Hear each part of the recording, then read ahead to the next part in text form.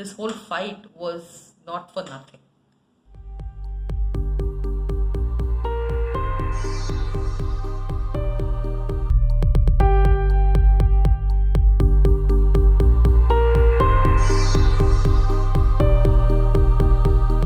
It may be a personal milestone, but the fact is that this is a landmark judgment for journalists across the country, and I'm personally very, very happy about this.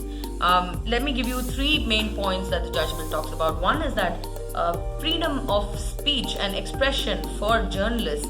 The court has said that it is not enough to just keep saying or reiterating empty promises and words that the media has freedom of expression and freedom of speech.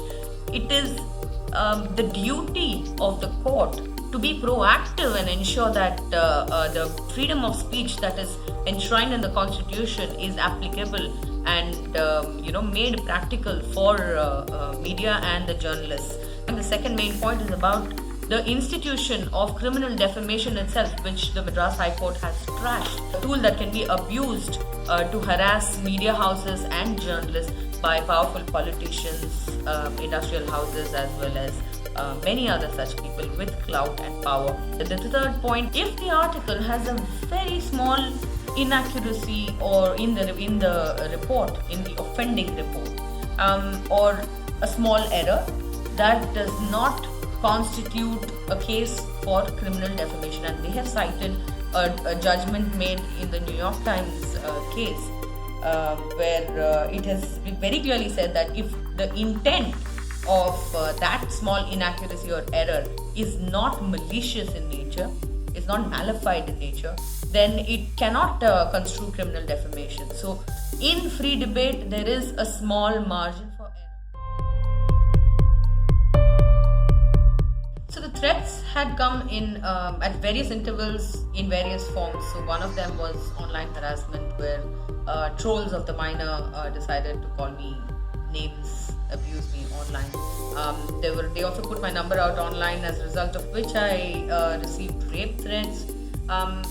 There was also an incident where my name was included in a report, an official report of the Ministry of Environment and Forests, and in a very slanderous way accusing me of being corrupt. That again has been completely dismissed by the Tamil Nadu government.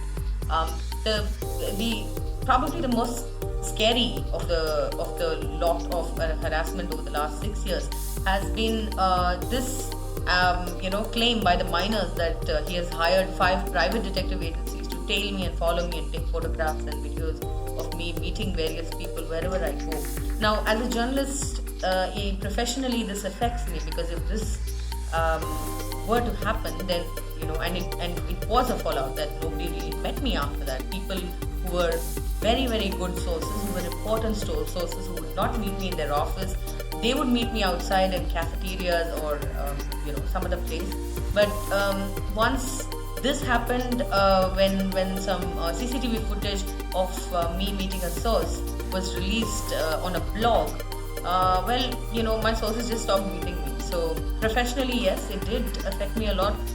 Personally, I can tell you that there were very, very anxious times, especially when the BJP minister, the then BJP minister Pon Radhakrishnan, as well as the BJP and the RSS in Kanyakumari district, decided to burn effigies of us and call us spies and criminal masterminds just because we had been part of a collaboration, an international collaboration that investigated the beach sand mining scam.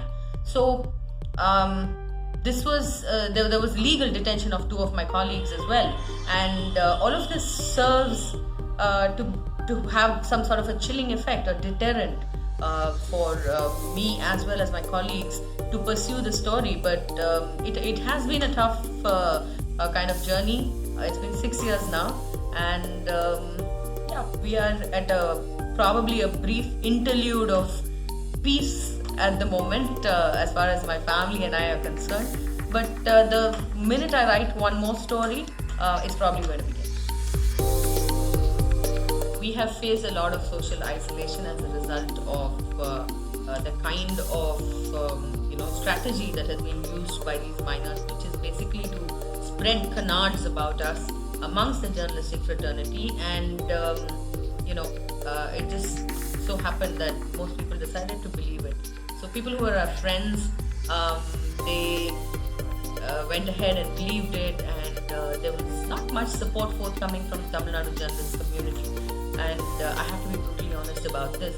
But having said that, we have managed to get a lot of support, overwhelming support, in fact, from journalists like Geeta Seshu from Mumbai, from Gurveer of the Mumbai Press Club, people from Delhi, people from abroad, journalists from abroad. I mean, without even knowing who I was. It definitely is tougher for a freelance journalist to do this, because when I was writing these stories and when all of the harassment was happening, I was a freelance journalist. And subsequently, I did go on to start my own publication, a digital platform. And it is certainly tougher because you never earn enough, right, as a freelancer to handle the legal consequences of such stories. But at the end of the day, it was definitely up to me to find a lawyer who would argue for me pro bono.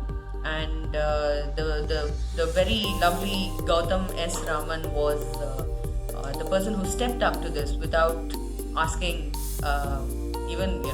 without asking a question about what had happened.